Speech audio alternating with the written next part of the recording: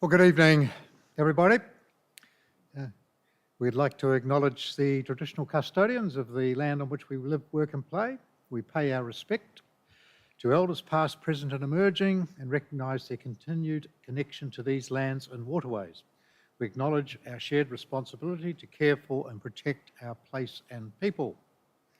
Welcome to our community members that have joined us via the webcast, and also those in the public gallery and have braved the rain tonight. I will now declare the public forum open.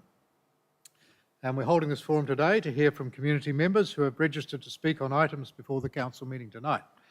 And I would ask that the community members be listened to in silence and with respect. And where speakers are commenting on a document proposed to be exhibited for community submissions, I remind you that you must also make your submission once the exhibition opens. So you need to actually do it twice, so to speak. I also want to remind speakers that this forum is being webcast. That means your image and what you say, more importantly, will be broadcast live to the public, and it's recorded. So clearly, to avoid defamation action, make sure that you understand that and note that council will not be responsible for your actions. So moving on, I'll ask if any of the staff have conflicts of interest to disclose the matters being discussed. I don't believe there is, so that's clear. Thank you. And for our community members who speak, and we have two tonight, remember your presentation is being live streamed and recorded, and you will have 3 minutes. And hopefully you'll be able to, if you've got a chance, you will see the clock up there if you're not sure where you are, and you will have 3 minutes. I will give a little bit of latitude, but not very much for those who are going over. Now, so we'll move on to the first speaker, who is Nicola Prescott, and speaking on item 2.3, the draft operational plan for 23-24. Nicola, the floor is yours. Welcome. Thank you. We're against this. Publicly exhibiting the operational plan in April is problematic, and I ask that you reconsider this timing to give the community a chance to make an informed and researched submission. Why? Currently, there are two large plans on exhibition open. The Central Coast Local Housing Strategy, closing 3rd of May, and the Commonwealth Government Offshore Renewable Energy Infrastructure Proposal, closing 28th of April. An additional 300-page document to this timeframe is not considering the community. Pages 28 and 29 of this plan state, this plan is supported by 17 strategic documents. This means people must understand these additional documents to be able to make an informed submission. The operational plan also supports the community strategic plan as well as the Central Coast 2041 plan and the unelected Greater Cities Commission plans. In this plan, the importance of community is mentioned repeatedly. Some examples include page 8, a diagram outlining the integrated planning and reporting framework. The diagram highlights 4 key areas. Community engagement is one of these 4. Page 26 states that, a quote, "Our community spirit is our strength. Objective A1 is work with communities to connect people, build capacity, and create local solutions and initiatives." On page 47, we are a responsible council and community committed to building strong relationships. How are people meant to navigate their way through these plans with a couple of information sessions, particularly when the latest Central Coast housing information sessions were only run during working hours, affecting the majority of the community? What level of expertise are you expecting from the community to interact with these plans? How does council consider the public's concerns, and what real impact does the community's submissions have on your plans? How will you support the community on informed regarding the intersection of government and the unelected bodies' plans affecting people's lives on the coast? To assist council with their planning and meaningful community engagement, I suggest that council embarks on the following measures. Create a mapping of all planned submission times to the public including Greater Commission, State, Federal and Council. Ensure that plan submissions do not overlap with any others. Council, at the least, should ensure that they do not have two plans open at the same time.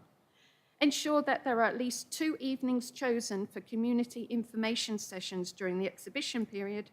Supply contact details of staff who can answer questions quickly, have specific workers available who are knowledgeable about how all the layers of government and the unelected Greater Cities Commission inform each other and where particular queries should be directed. In the short term, I ask that you move the public submission for the draft operational plan and finances to May 2023. Finally, as the Central Council works collaboratively with the Greater Cities Commission, I ask you to kindly bring their attention that in their Central Coast Strategy for Economic Growth Plan released in January 23, the estimate that there will be another 88,000 residents by 2040. Yet the Central Coast Council draft operation plan states the population is expected by 2041 to be, sorry. I'll have to ask you to finish up. Okay, sorry, last bit, Yep. sorry. The Greater Cities Commission and Central Coast Council are therefore working on different population forecasts. The overestimation of 32,000 residents has enormous implications for planning and development. Thank you, Nicola. And what I will do is I will ask the officers to respond to some of the points you've raised when we come to that paper on the agenda. So if you want to hang around, that'd be great. So we'll move on to our second speaker, which is also on the same item, one Mr. Kevin Brooks.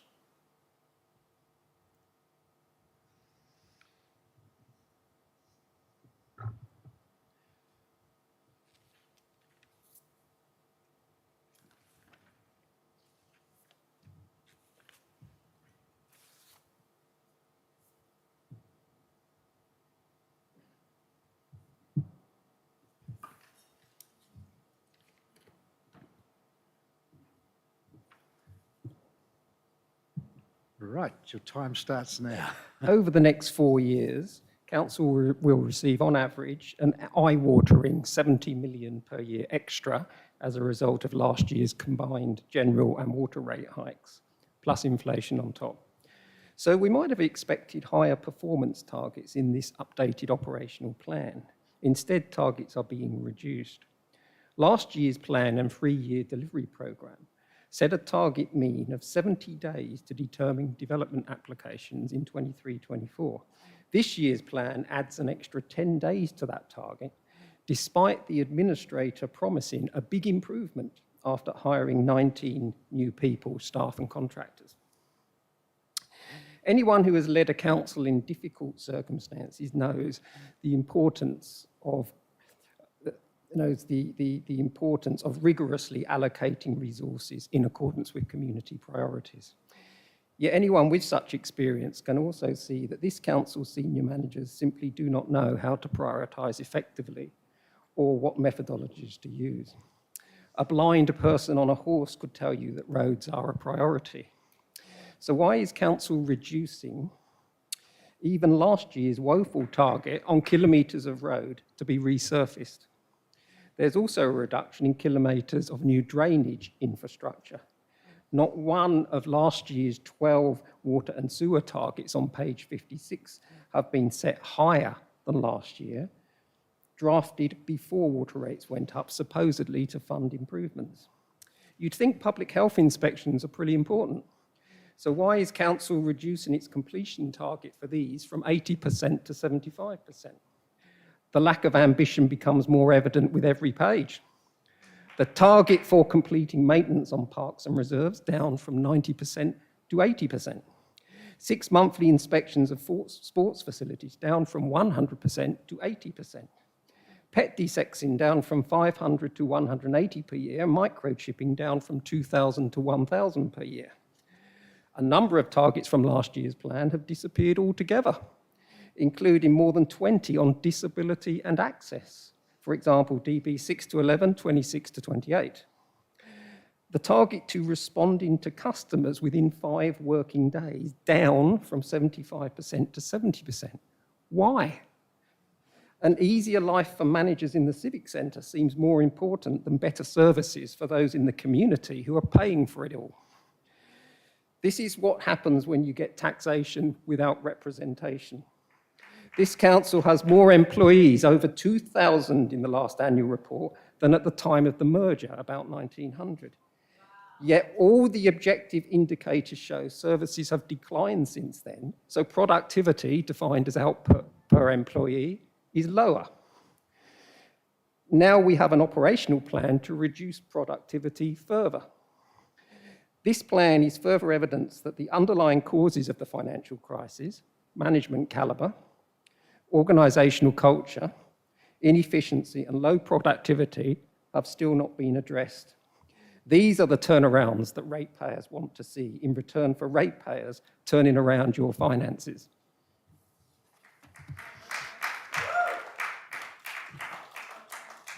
Thank you, Mr. Brooks. And again, I will ask the staff to respond to some of the points that you've made and when we resume. That brings us to a conclusion of the public forum. I obviously invite you to come along at 6:30 when the meeting proper starts. And if you wish to disappear, then you can follow it via the link on the council's website.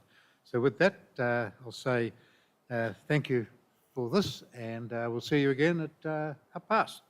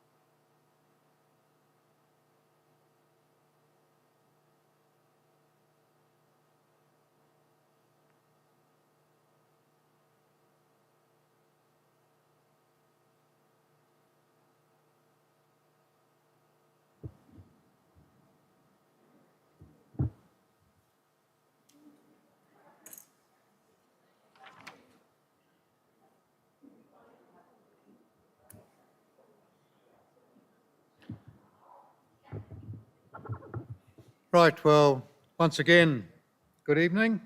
And again, we'll acknowledge the traditional custodians of the land on which we live, work and play, pay our respects to elders past, present and emerging, and recognise their continued connection to these lands and waterways. And we acknowledge our shared responsibilities to care for and protect our place and people. I will now declare the meeting open. Just to remind you yet again that the meeting is being webcast and that your image and what you say will be recorded and will be broadcast live to the public, so please be mindful of that. So once again, welcome to everybody in the gallery and taking the time to come along, and also welcome to those who are watching along at home tonight. Tonight, we meet under a new state government, with the New South Wales Labor Party voted in at the 25th of March state election over the weekend, with the leader of the New South Wales Labor Party, Mr Chris Minns, officially sworn in as the Premier of New South Wales earlier today. While the votes are still being counted and one of our 5 seats remains undetermined, it is clear that our Central Coast Labor MPs have done very well in this election, with many, if not all, increasing their margins. I want to extend my full congratulations to Ms Lee Schultesh, the member for Gosford, Mr David Harris, the member for Wyong, Mr David Meehan, the member for the Entrance, and Ms Yasmin Catley, the member for Swansfield, on their highly successful campaigns. Now, whilst the state seat of Terrigal remains in the balance, I would also like to extend my sincere congratulations to both Mr Adam Crouch and to Mr Sam Borton on their strong campaigns, and wish them both good luck as the votes continue to be counted. Now, with a New South Wales Labor government now in power, I do look forward to working with all of our state MPs, regardless of their political affiliations, to increase opportunities for funding and improvements for the Central Coast. I have made comment before that as one of the 6 cities, it's quite clear that the Central Coast has fallen well behind in terms of getting attention from the state government. So hopefully with the new government that will change. I recently attended the Terrigal Childcare Centre alongside the Little Blue Dinosaur Foundation CEO, Michelle McLaughlin.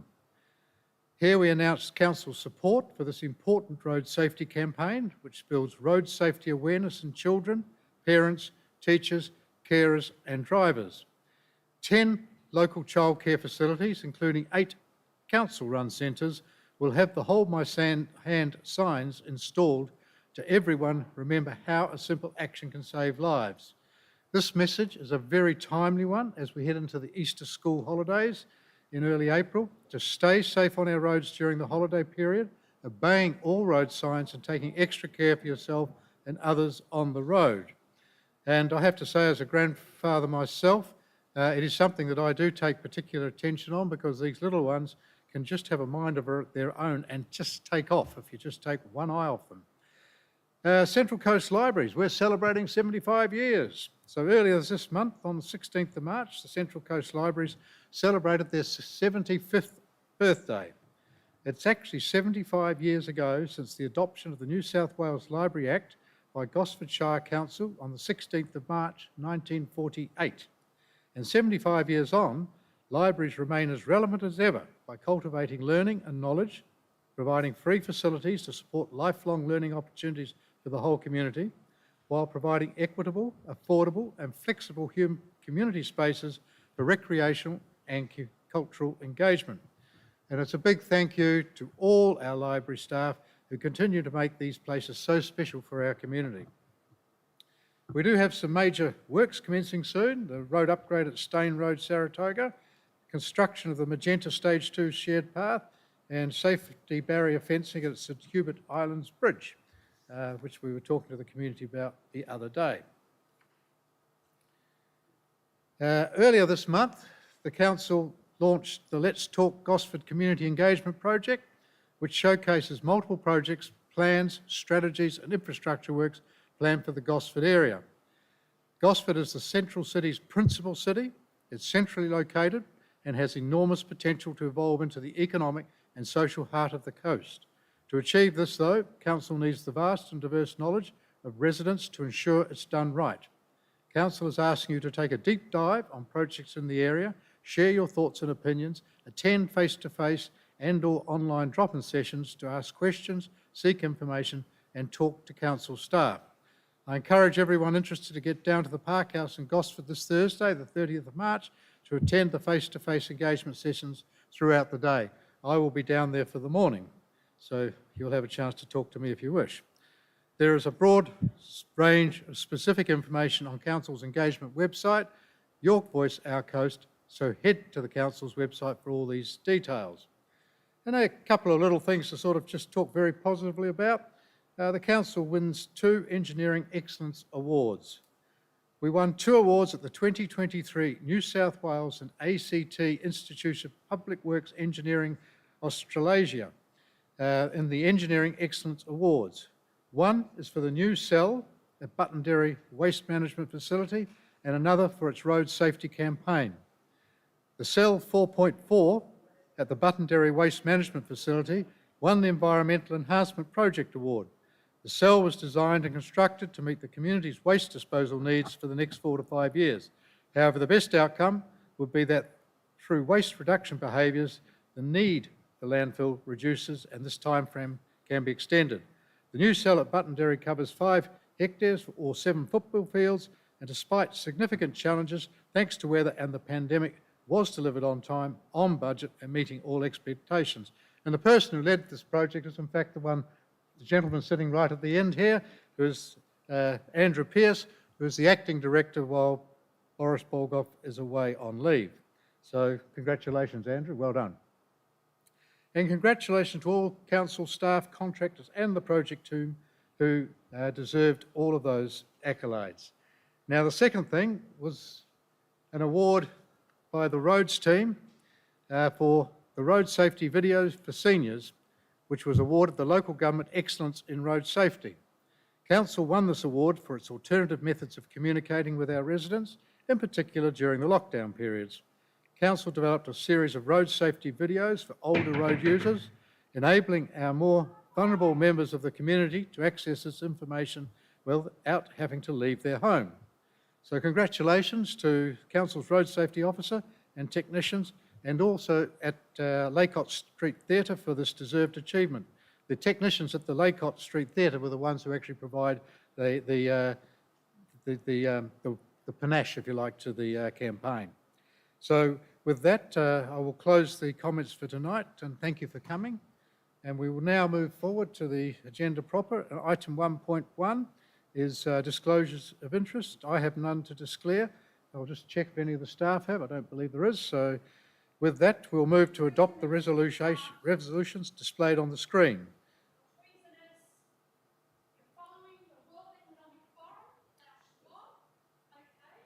Item 1.2. Item 1.2, confirmation of minutes of previous meeting.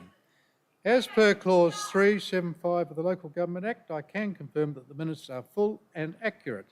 So I will now resolve to adopt the resolution as shown on the screen.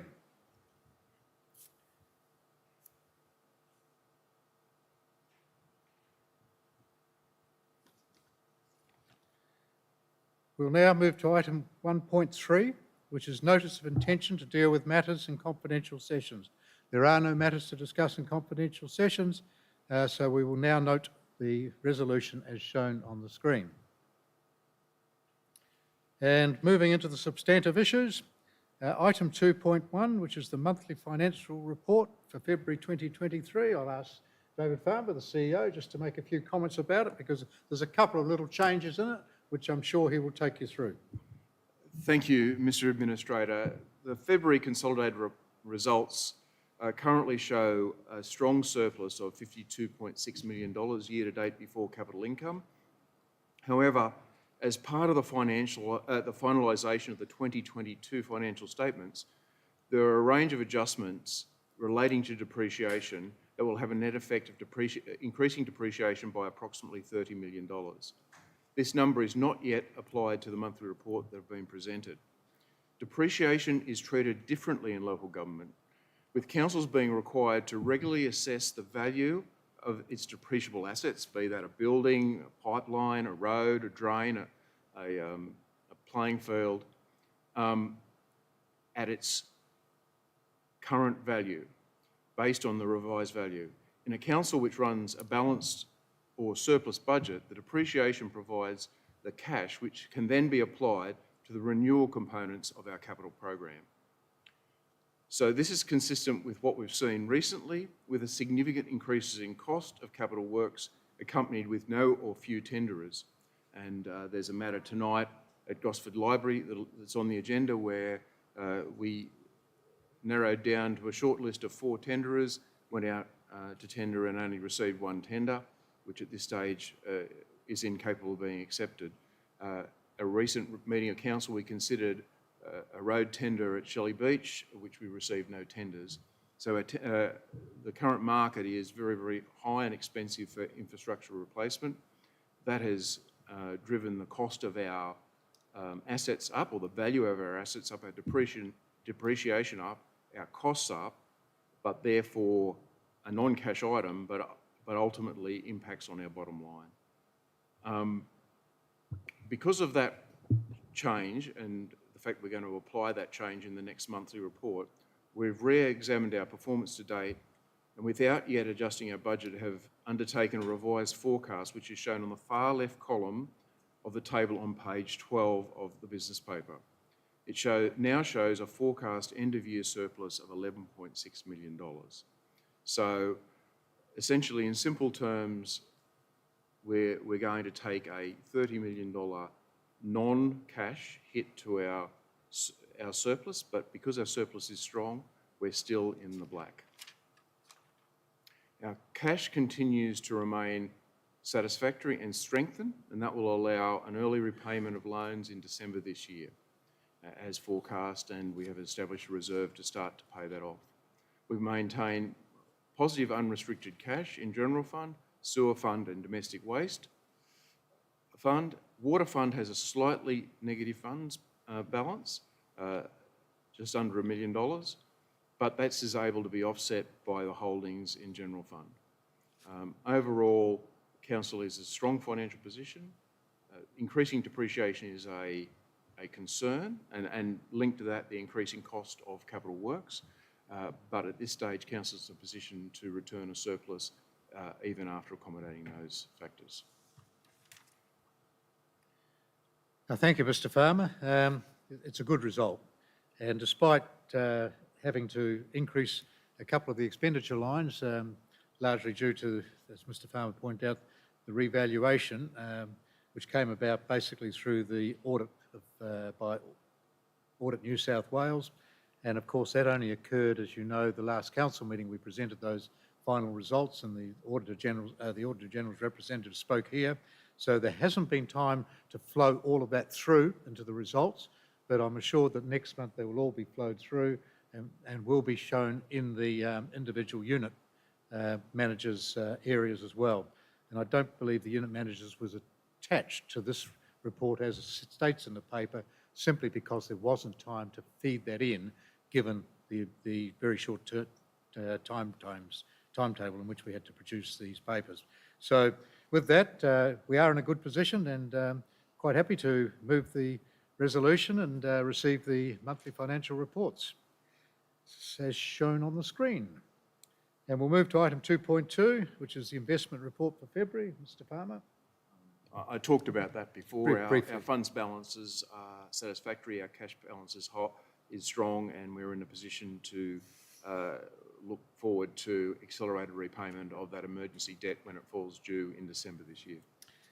And I think that's an important thing, where we are looking to repay a substantial chunk of that $100 million that we had to draw down in December back in 2020.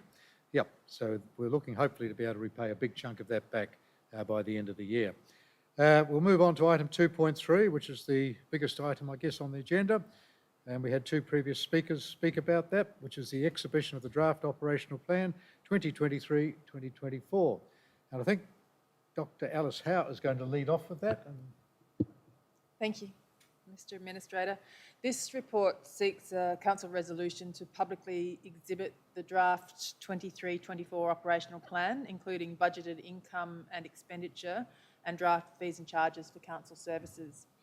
The draft operational plan identifies operational actions and capital projects that council proposes to deliver for the Central Coast community next financial year, and is aligned to the 5 themes in the Central Coast Community Strategic Plan. We're proposing 17 deliverables that are under the belonging theme, including programs to support community safety, wellbeing, and to celebrate our cultural diversity. This includes planned building works at our gallery and theatres. There are 22 deliverables proposed under the SMART theme that focus on enhancing our tourism offerings and continuing the development of our airport master plan.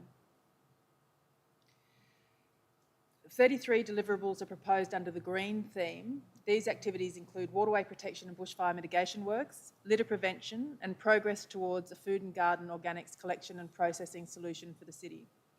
The majority of our proposed activity for next year is focused around the responsible theme, with 197 planned deliverables.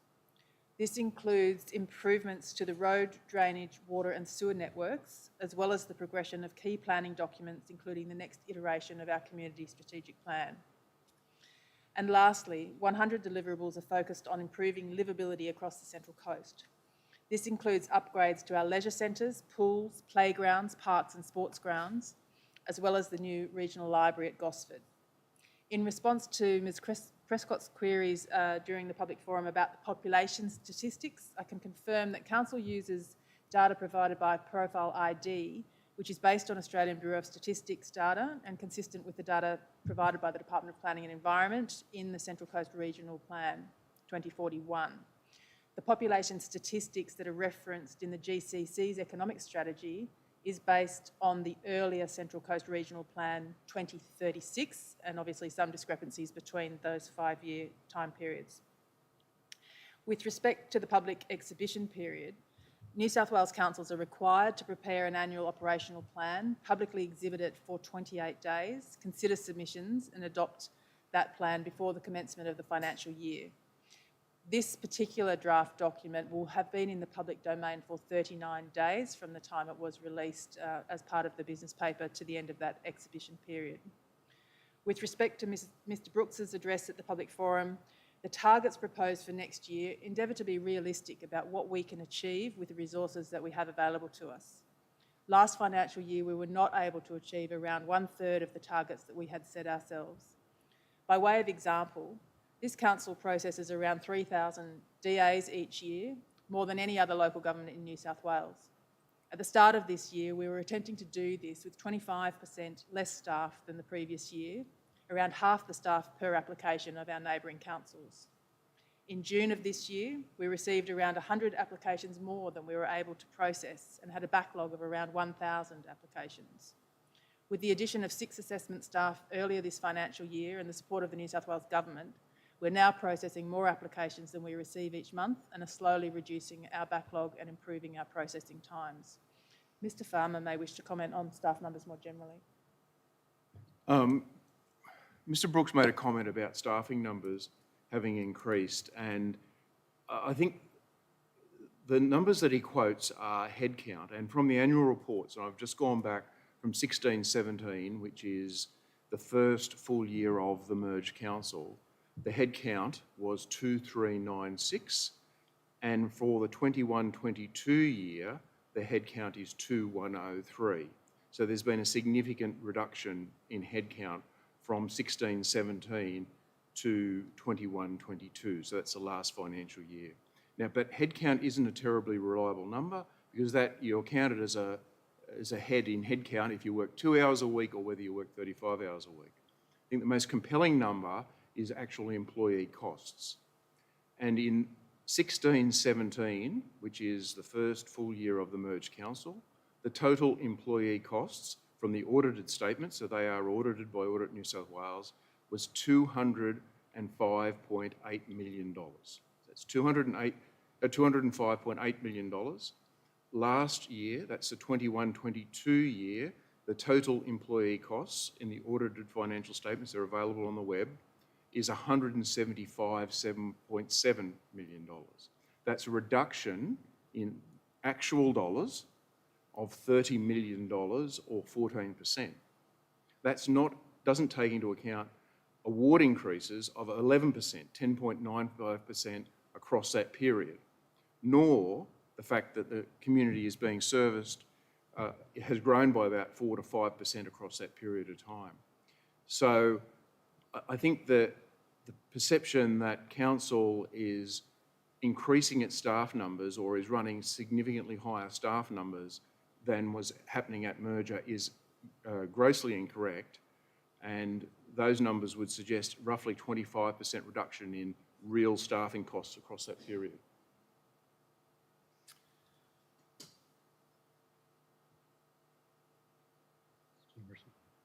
I think we have a third speaker. Thank you. I'll be presenting on the budget tonight. So the budget presented here will support the delivery of the actions identified in the draft operational plan. It reflects the ongoing savings and process improvements implemented through the execution of the financial recovery plan put in place in October 2020. As shown in Council's monthly financial reports, Council has consistently performed favourably against budget month on month, demonstrating financial stability. The 23-24 budget continues to build on this stability and is aimed at ensuring that Council can continue to provide services to its community in a financially sustainable manner over the longer term. Council's budget is impacted by the wider economic operating environment over which Council has very little control. This includes items such as changes to the award, which impacts employee costs. Like other businesses, we have been impacted by the increased cost of materials and services due to the impact of inflation and other supply chain challenges. An increase in the replacement cost of assets is reflected in depreciation, which represents the amount that Council should be investing in its assets. And we've also taken advantage of opportunities to increase income, such as an increased return on investments, a return to usual income levels from services previously impacted by COVID restrictions, and new income streams including directional signage and bus shelter advertising. Council's main revenue stream, land rates, will increase by 3.8% in line with the rate peg. This is in contrast to the current CPI level of 7.3%, which impacts on our costs. For next year, it is estimated that Council will receive $656 million in operating income. This includes $422 million in rates and annual charges, and with this income being invested in providing services to our community budgeted at $462 million. As outlined earlier, depreciation also has increased, and for next year is budgeted at $192 million. In response, Council has invested just over $200 million in capital works, and that excludes pending grants. Council plans to spend $237 million on capital works. Some of these works are dependent on grant funding, totaling $34 million, and the majority of expenditure is on roads and drainage, buildings and water, and sewer infrastructure. Details of all the works are included in the operational plan document, and there's a snapshot on the screen at the moment. Council has allocated $179 million to asset renewal and upgrade works. This includes $100 million from Council's general revenue, with the balance being funded through grants, loans and restricted funds, including $9 million allocated for the Marty Water Treatment Plant upgrade. Investment in new assets has been limited to works that are grant funded or funded through developer contributions and other restrictions. Of the $38 million earmarked for new assets, $21.5 million relates to the Gosford Regional Library, $6.6 million is allocated for shared pathways, and $1.6 million is allocated towards road and drainage infrastructure, $0.8 million for the animal care facility, with the remaining allocation being for various water and sewer, waste management and environmental projects. The $20.8 million in pending grant funding for new works relates to flood rectification works, and we're in the process of finalising that document.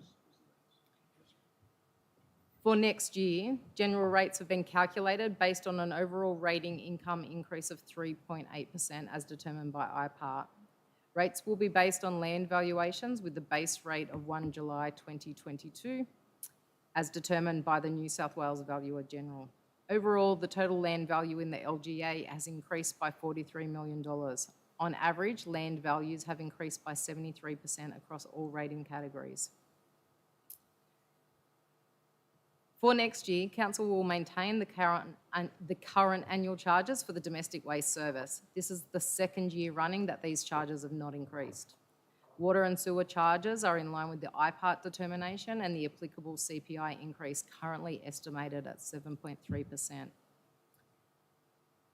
We have reviewed fees and charges based on the cost to provide the service and benchmarking with other councils and adjusted fees accordingly where required.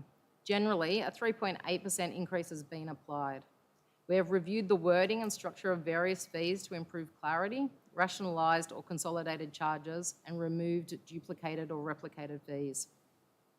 We have aligned fees with legislation and services provided, business requirements, and a user pays approach. Income from fees and charges reflects the volume of usage along with the amount of the fee. The total revenue from fees and charges is expected to increase by 9.6%. This is comprised of 7.5% for water and sewer usage charges, which is a combination of both volume and price changes in line with IPART's determination. And general fund increase is expected to change due to increases in charges to Transport for New South Wales, generating an extra $3.1 million. Returning income to pre-COVID levels for services, for example, $1.1 million for leisure centres and pools and $1 million for holiday parks. And the remaining $2.1 million, which is roughly 3.4%, is comprised of a mixture of fee increases, deletions and changes to anticipated volumes. Once again, just reminding everyone that this document will be on public exhibition and we look forward to community feedback. Thank you. Some good explanations there from our staff as to what this is about. So I won't attempt to go through or repeat much of that.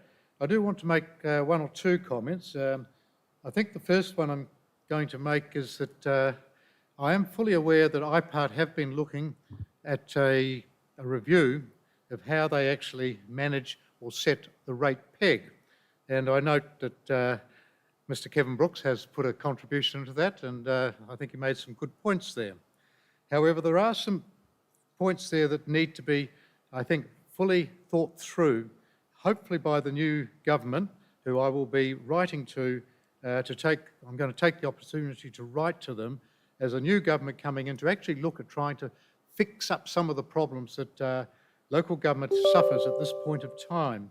I guess one of the first things that you will note is that we have two IPART determinations for inflation in the one organisation. For our water and sewer business, IPART's advice, which is applicable to Sydney Water and Hunter Water as well, is that we can increase fees and charges by the inflationary figure of 7.3%. But when we look at the revenue that we take for the general rate, IPART have set that at 3.7 plus the 0.1% for population growth, so 3.8 in total. And it seems bizarre that one organisation has to work with two inflation numbers in order to come up with their revenue line. So I think that's one of the clearest examples you'll ever see. We are the only council that is in that particular position because the water and sewer business does come under the Water Management Act, and of course the council business comes under the General Local Government Act. So right in front of us we have two inflationary figures, and just to give you an indication, that difference between those two would mean, if we were granted the full cost of living or adjustment for the general rate, would be a further $7 million on the revenue line, which of course would go some way to improving our situation. The other thing that I will take some notice of what Mr. Brooks said. I have to say that, confess that in other councils I've been involved in, I think it's very important that we do show the previous fees and charge and in a column, and then the proposed fees and charge, so people can see the difference. And generally speaking, I expect to see a little explanation as to why it's gone up or gone down or stayed the same. So I am going to amend one of the recommendations to allow that to take place. So when it goes out formally, that will be seen in there, because I think that was a good point that was raised. As for some of the other comments, I think it's important to note, Mr. Brooks mentioned that I think that any good CEO in government knows what to do.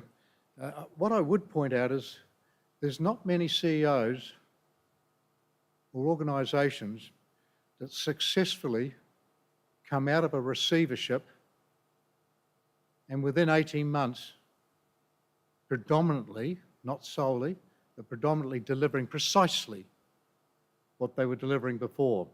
So I think it's a little bit harsh on the organisation to say, you know, you're not the best in class in some areas, and we accept that.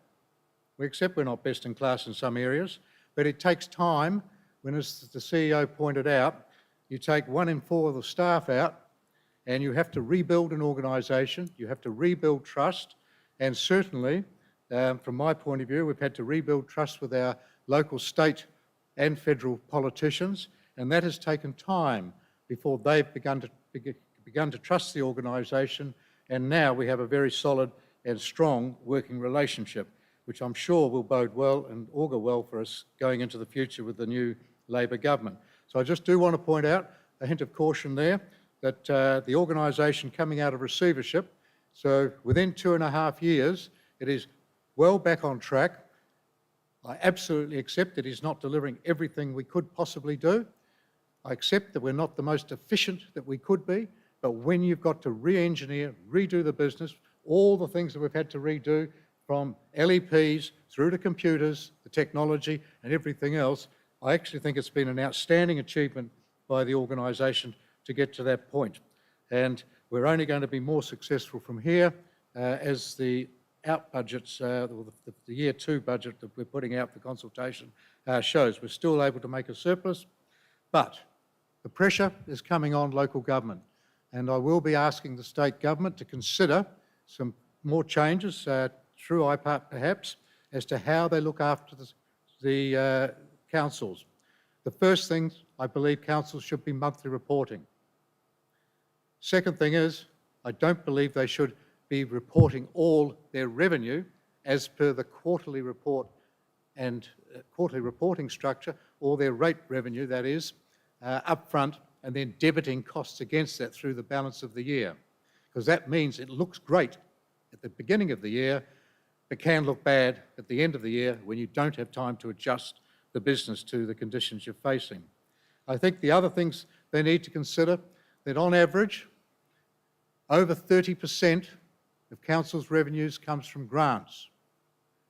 Grants, if they're for capital purposes, increase our costs because we have to provide for the depreciation and we have to provide for the operating expenditure of new assets. And IPART does not allow or make any allowance for that under the Local Government Act. They do, however, allow that to take place in the water and sewer. So when we have to do the Māori, upgrade Māori water, then we can borrow money to do that, and we're allowed to work out the interest and principal, and IPART allows us to set fees, water fees and so on, to recover that. This does not occur on the general rate side.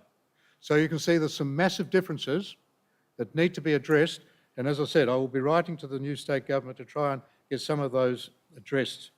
With that, I'm going to now move on to endorse this to go out for consultation.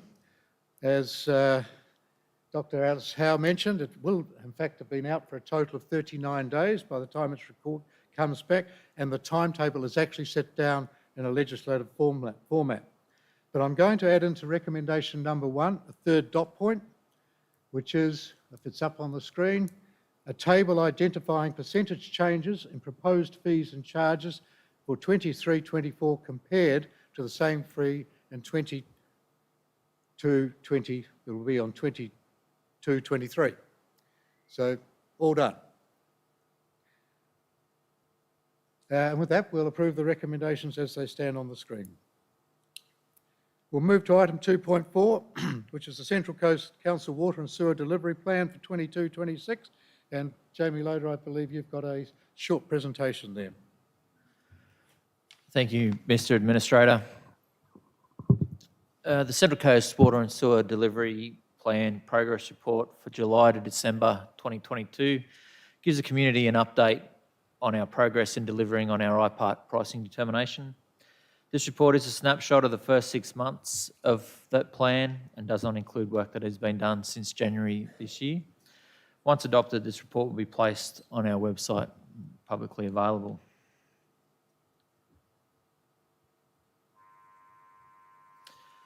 So as part of a number of deliverables under our current IPART water and sewer pricing determination, Council was required to publish a delivery plan that outlines for the community our delivery on the promises and commitments made in our pricing proposal. The delivery plan was first published in October 2022. We've now pulled together the first progress report, which covers the period from July 2022 to December 2022. This report, in addition to our performance report, were key recommendations in IPART's Improving Performance information paper. It demonstrates our commitment to transparency and outlines how we will deliver on promises made to our community in the 2021 Central Coast Water and Sewer IPART pricing proposal. You'll recall the delivery plan focuses on 3 key areas.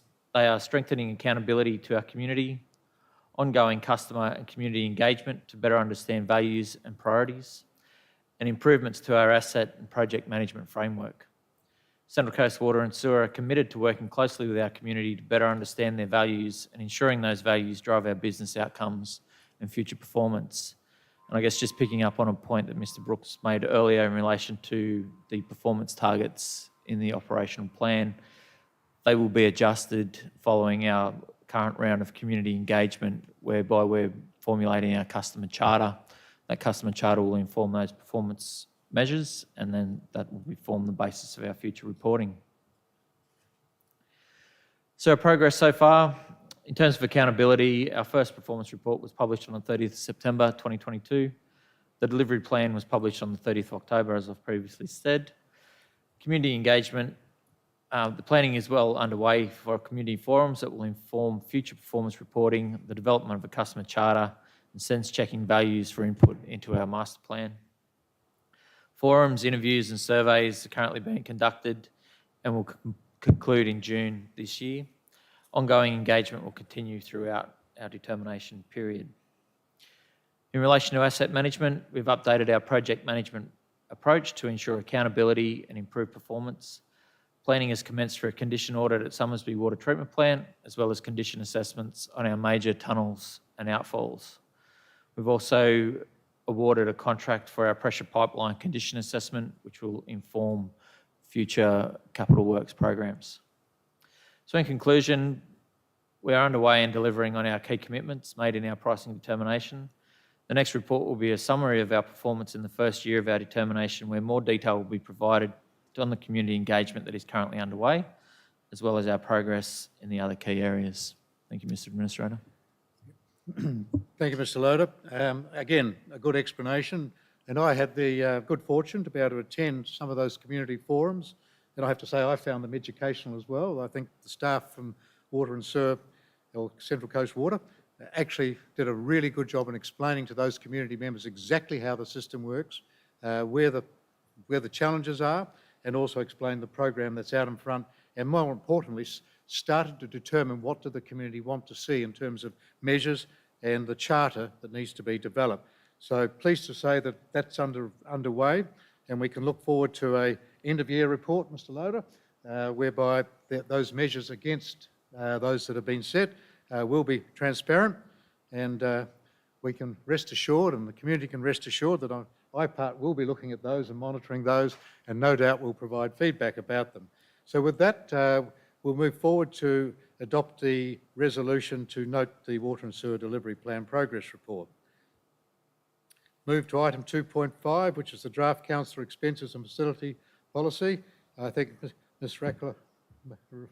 Malara will just make a comment or two on that. It's been out, I think, on consultation and now back. Thank you, Mr. Administrator.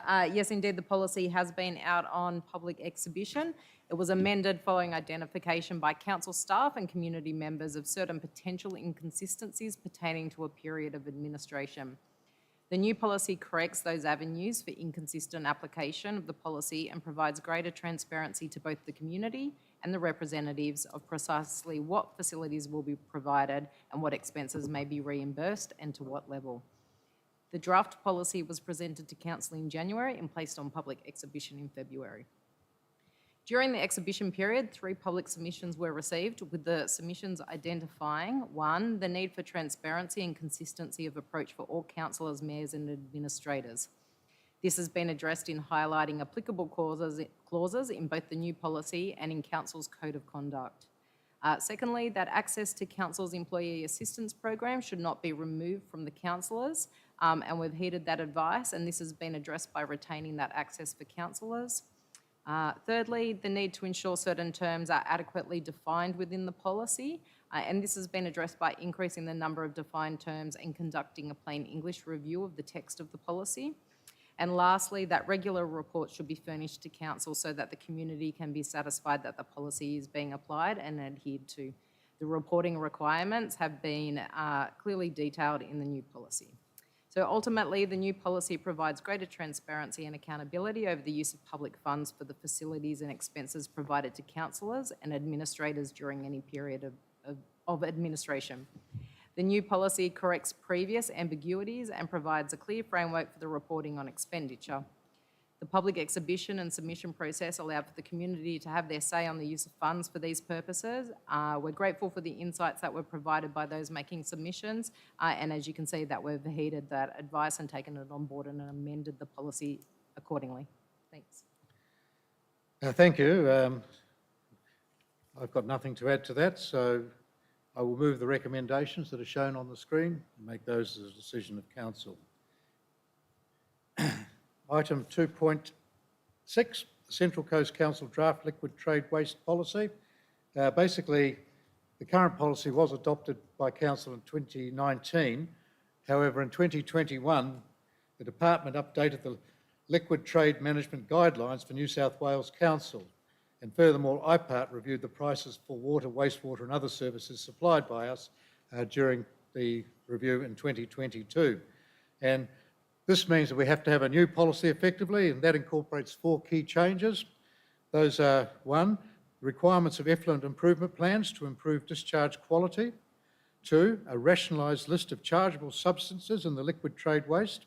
3, streamlining how council manages and administers approvals for multi-premise sites. And 4, improving how council monitors liquid trade waste discharge through sampling programs and inspections. So it is a change that's required for us to do. It's out there for consultation, and I'm happy to pass that and move that recommendations that are shown on the screen, and the document can go out for consultation.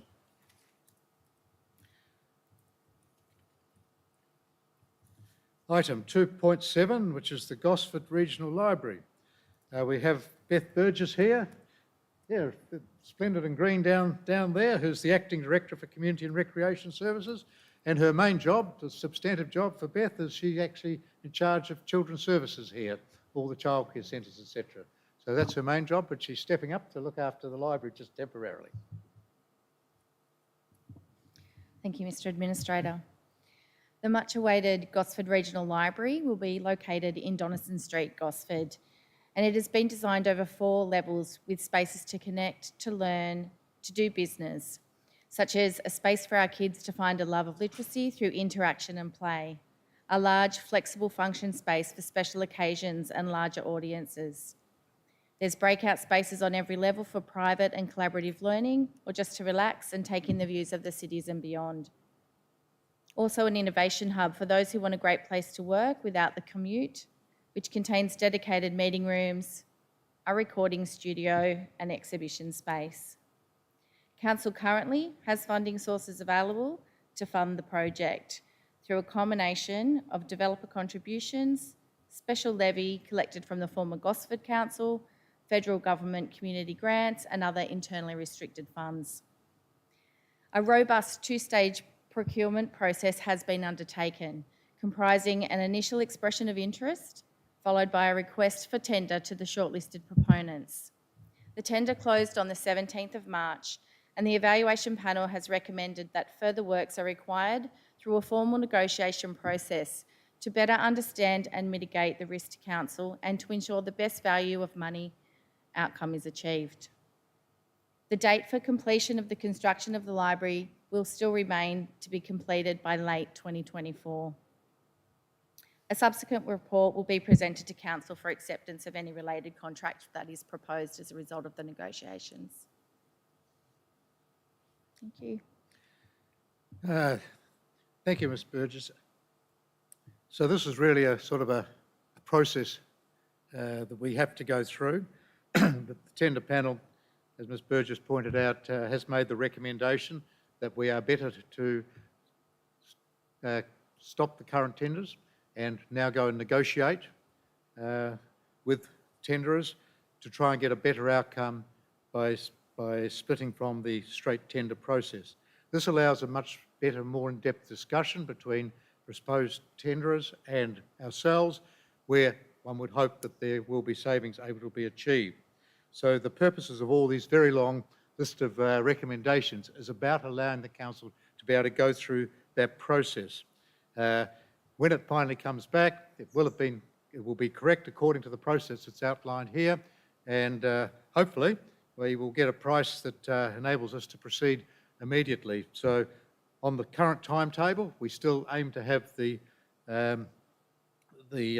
library completed towards the end of 2024, which was the original scheduled date. So this doesn't really hold things up. It's really just allowing the process to allow council to get a better outcome out of what we've been going through. So with that, I'm going to pass all those resolutions to allow that process to get underway. Item 2.8, which is the Central Coast Destination Management Plan 22 to 25, just as a report on the progress of that through 2022. And Beth Burgess is still the acting person to be able to talk to that one as well. There's some good news in this one as well. Thank you, Mr. Administrator. The Central Coast Destination Management Plan 2022 to 2025 report provides an annual update on the progress of the action within that plan. The plan guides the tourism development and destination management with key actions for stakeholder groups, including the Central Coast community and the tourism operators, to help ensure long-term viability and sustainability of this vital sector of the Central Coast economy. In 2022, the Tourism Research Australia data demonstrates positive results for the Central Coast region, especially with regard to spend, with the average regional expenditure per visitor increasing by 36% compared to 2021. With a total visitor expenditure of over $1 billion, the Central Coast achieved a 4% growth rate for the year ending June 2022, compared to regional New South Wales, which had a decline of 15%. Some of the key achievements in 2022 include our ecotourism.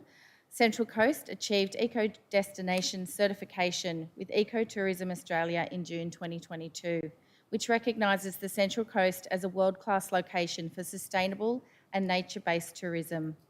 This was a key action from the Destination Management Plan. There's been an upgrade to the entrance visitor centre to Central Coast Visitor, which is due to open in April 2023. We have 13 patrolled beaches which have beach wheelchair availability. Central Coast Tourism Industry and Central Coast Tourism Team have been recognised as winners in 8 industry awards, and 2 tourism round table events were held in November 2022. This has influenced the focus of prioritised actions from the Destination Management Plan for Council's tourism team, and also confirmed industry support for continuing Council's current tourism management model. Thank you. Thank you, Ms. Burgess. I won't go through all those facts and figures. There's quite a lot of data in the paper if you wish to sort of read it about how we've compared. But I guess the key message out of this is, despite all those challenges for tourism during the 2020 when COVID came in, the Central Coast visitor economy has been demonstrating quite remarkable resilience when we compare ourselves to the other regional results. And it's definitely the actions that are outlined in the Destination Management Plan, which has been the key enabler to enable the region's continued recovery and growth. And having those actions in the DMP does allow funding, external funding to come in, and we did receive, I think, something like $300,000 of grant money, which you have to have a DMP to enable that. So we were successful in getting 300,000, which of course has obviously been put to good use. So with that, it's just a question of noting that the council is receiving this report, and that we will receive a further report of this in 12 months' time as we report yearly on how we're going. So hopefully that's a good indication of some of the accountability measures that are being put into the organisation. With that, I'll move those, if I haven't already, the resolutions for 2.8. We'll move to item 2.9, which is acquisition of part of 54 Avoca Drive, Avoca Beach for road realignment purposes. It's actually a footpath, and the footpath actually went round a telephone pole or telegraph pole, and it did encroach 1.4 square metres of a residence. And we've come to an agreement with the residents that it's much cheaper for us to purchase that than to realign the telegraph pole. So that's what this one's about, and it's a very small sum of money, as you might admit. So with that, I'm quite happy to approve that recommendation for 2.9, which moves us on to recommendation to item 2.10, which is land acquisition at Yorkeys Bridge, Kingtree Lane and Brush Creek Road, Cedar Brush Creek. Now, this is a little bit more complex. We received a grant to enable us to upgrade the one-lane wooden bridge that's there at the present time, and we've put that, been successful in getting a grant where that can be upgraded to a two-lane concrete bridge, which will be certainly a little bit more resilient than the wooden bridge has proven to date. Now, to realign that and to add some safety aspects and get the right approaches and so on, it does involve us having to acquire some land. Now, we are in discussions with the landowners, and at the moment, the landowners are requesting, which we're agreeing to, is to actually work out exactly the quantity of land that we want. Once we've got that surveyed and we can do that, then we will get it valued, and then we will have a discussion with the owners. So I'm assuming we'll get a pretty positive outcome out of that. But again, the dollars concerned in this for the land acquisition are very small. So with that, again, I'm happy to move those recommendations for item 2.10 and make those as a decision of council. Item 2.11, the Facade Improvement Support Program 2022-2023. Unfortunately, when this came up at the last council meeting, the GST was not included in the numbers. So unfortunately, that would have meant that people having to do their contributions would have had to pay some extra money. So all this recommendation does is allocate that extra amount of GST to those projects that were approved at the last council meeting. So with that, I shall approve the recommendation for item 2.11. We'll go to item 2.12, which is the Community Support Grants Program. And this is something that comes out from time to time. There's a $300,000 budget, and I'm pleased to see that we're actually making some progress. We've actually, I guess after 8 months, we've spent approximately a bit over 200, so we are on track hopefully to spend all the money this time round. And the beneficiaries this time round are the Toukley Neighbourhood Centre, which are getting 1,800 approximately, Heartbeat of Football Foundation Limited getting 4,800 approximately, the Rotary Club of the Entrance getting approximately 5,000, Surfing New South Wales getting approximately 4,700, and North Entrance Surf Lifesaving Club of 5,000. So they go to a very good use, and these type of entities are very, very good at making those dollars stretch a very long way. And we get something like, sometimes very high benefit to cost ratio achieved by just giving a little bit of money out to some of these organisations. So with that, I'm happy to approve those extra grants to those community support entities and move those recommendations for item 2.12 as shown on the screen. We'll move to item 2.13, which is support for the Lake Macquarie Coastal Management Program. And Dr. Howe, I think you can probably explain a little bit about why we're getting involved with Lake Macquarie. Thank you, Mr Administrator. This report seeks Council's support for the Lake Macquarie Coastal Management Program, which has been led by Lake Macquarie City Council. It's the first of 5 coastal management programs for the Central Coast, with others in development covering the Hawkesbury to the south, Tuggerah Lakes, coastal lagoons and the open coast. The Lake Macquarie CMP includes the southern shores of Lake Macquarie, which are in the Central Coast local government area. 15 of the 109 actions in the CMP list Central Coast Council as a partner. These actions are able to be delivered within available budgets and support for them is recommended. Thank you. Thank you. I think we have no choice but to participate in this, and by approving this document tonight means we can write and support Lake Macquarie's application to the state government to get this gazetted, I guess, is that the word? Certified, and get that underway. The work is important. You will note that it's not massive on our resources, but nonetheless, we do provide for that, and it is, I think, over 10 years, the plan, so it is spread out. So with that, I'm very happy to approve the effect that recommendations for item 2.13 and authorise the letter to go to Lake Macquarie Council confirming our support. Item 2.14 is our standard governance lighthouse report. This is a requirement from the state government. It's required quarterly. Basically, just we assure, I guess, the community and the government that we are identifying trends and areas for improvement. And that report does also go to the ARIC, the Audit and Risk Committee. Once it's gone to them and they've signed it off, then it comes to Council to be finally approved. So I'm happy to approve that because there's no issues in it. So happy to resolve as per the resolution that is shown on the screen.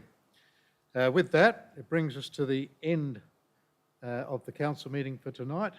So I will close the meeting at 7:28. I am going to go up the back and have a cup of tea or coffee. I'm afraid there's no refreshments at this stage. I'm trying very hard to persuade the organisation that we should be able to do this, but we did with have some concerns, I have to say, over staff and community safety at one point in time, but if that risk diminishes, then I would like to see us back up having the availability to be able to have a conversation, but I will come up anyway. So you may have to help yourselves. I think we have the room open, so it's a help yourself to tea or coffee. Anyway, with that, we'll see you up there. Thank you for coming along tonight.